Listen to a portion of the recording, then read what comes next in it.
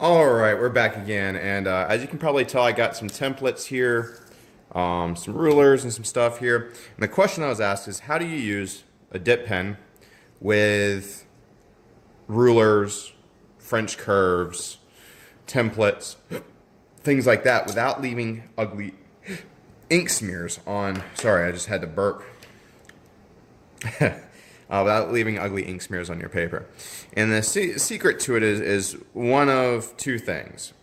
Basically, what causes the smudge is when you look at your ruler and the paper. So you have your piece of paper right here.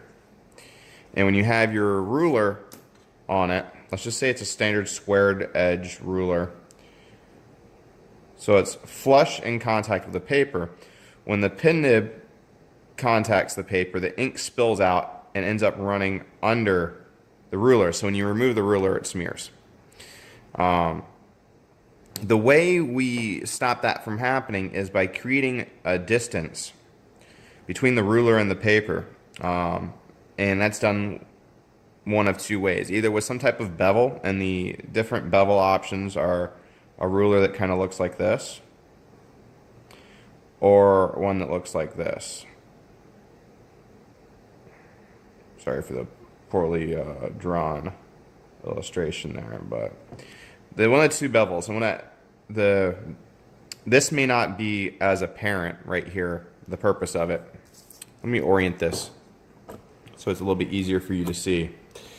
But it may not be as apparent as this bevel, but basically when the pen nib is on the paper, the ink spills out, but it doesn't actually come in contact with a portion of the ruler that's in contact with the paper. This bevel, you'll actually flip it over so that the bevel, this is a weird angle to draw from. I gotta experiment more with my camera options, but with the bevel that way, it accomplishes the same thing. So the ink comes out and there's no issue there. And what I have here is an example of that type of ruler. And that's the bevel that I'm referring to right there. So you can, the camera doesn't want to focus, but it's not going to focus on it. But you can kind of see it there. Now when you actually look at the ruler, you'll notice the numbers go 0, 1, 2, 3, 4, and so on. Well, the bevel is going that way rather than coming up at us. So it's kind of counterintuitive. Oh, I guess there was some ink on there. So it's counterintuitive to think I'll sit it down with the numbers backwards to what I'm used to seeing, because why would they design something to be used upside down and not give you legible numbers, Where the truth is in that is, it's designed to give you the precise, close edge, whatever. This is kind of just a workaround. You flip it upside down and you can use it for inking. That's the first option. The second option is kind of neat, and it allows you to use any ruler or anything, and I'll get into that in a second. So those are your two types of bevels. And then when you're dealing with templates, you'll see that this is a Picket inking template. So it's got these little nubs on here. And what those little nubs allow is that if you're using a technical pen that has good ink flow, I don't normally, if I'm using a template, I'm not using a dip pen because you have to break it up and then it doesn't look perfectly circle. And the only time I use templates is when I need to be super, super precise. But you can still get the smearing even with high flow technical pens. So if I come in here and just use the template, you'll see that there's no smearing because this creates, again, a gap between the edge of the template and the surface of the paper. So what you can do is your second option. You can kind of imitate that with a ruler. And all it takes is you get your ruler, and let's just say it's a standard flat metal ruler.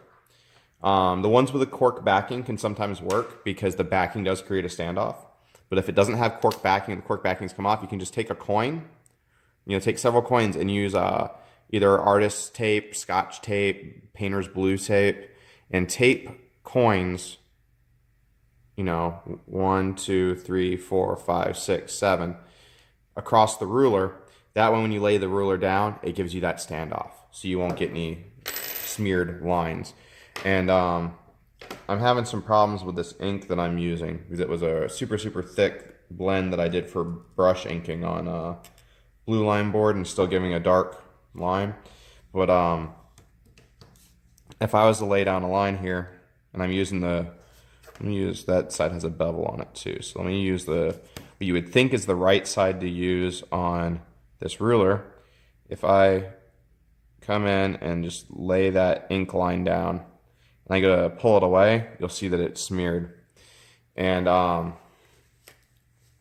that's what we're trying to avoid. And simply, and also one of the tips, anytime you're using a dip pen, after you use the ruler, clean off the edge.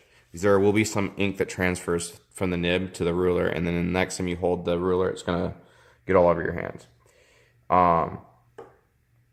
Now, if I just simply flip the ruler over so that bevel looks like this, now I can come back in, do the same line again. When I move the ruler away, there's no smear. It's as simple as that. So those are your kind of options. You can go look for a ruler with a bevel and just realize the numbers aren't important to you. It's just a matter of making a straight line. So you're going to angle the bevel so it angles away from the paper. If it has this type of bevel, it doesn't matter. You can use it. You don't have to worry about which way the bevel's facing. And if you just have a ruler that you want to use, go grab some pennies. Or, I have here a 5 yen piece. And just tape that to the back of the ruler, or to the bottom of the ruler, to elevate it off the paper. And that's simply how you use straight edges without smearing the paper. Now, if you have a French curve, now this is an inking French curve, you'll notice that it does have the bevel that I was referring to. That second, this bevel here. So I don't need to do any precautions with this ruler, or with this cloud ruler or French curve.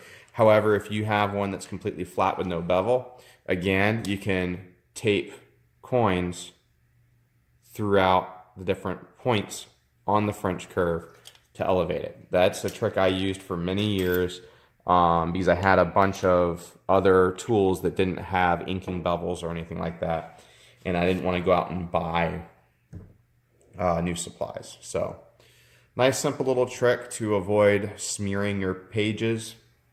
Again, tips are: make sure the edge of the ruler is elevated from the piece of paper where the nib meets, and make sure that after you use the ruler each time to wipe off, or before you remove it from the page, before you're done using it. If you're just going to move it around and you just kind of go, okay, I did that line, I'm going to do this one, that's fine. But before you go to put it away, make sure to wipe off the edge of the ruler, as ink will get all over your hands.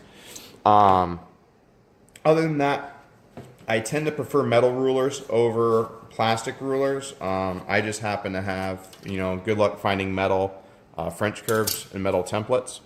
But I'm not as hard on those. Well, maybe the French curves, but the rulers, when I'm doing speed lines, I notice that plastic rulers, when you're using a nib, the nib can start to carve into the edge of the ruler.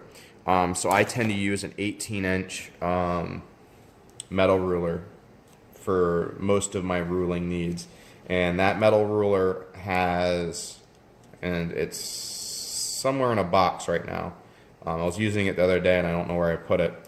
So it's probably at the bottom of the box or something, but it has a cork backing on it, but I also still taped pennies to the bottom of it. That way it would be elevated off the paper. Anyway, I don't want to drag this out past 10 minutes. It's already pretty much there. So I hope that this helped. Again, if you have any little suggestions about, how do I do this, or I'm running into this problem, do you have a tip for me? Just leave it in the comments below, and I'm happy to make a video kind of helping you along that issue, and hopefully you find it helpful. All right, again, take care, everybody.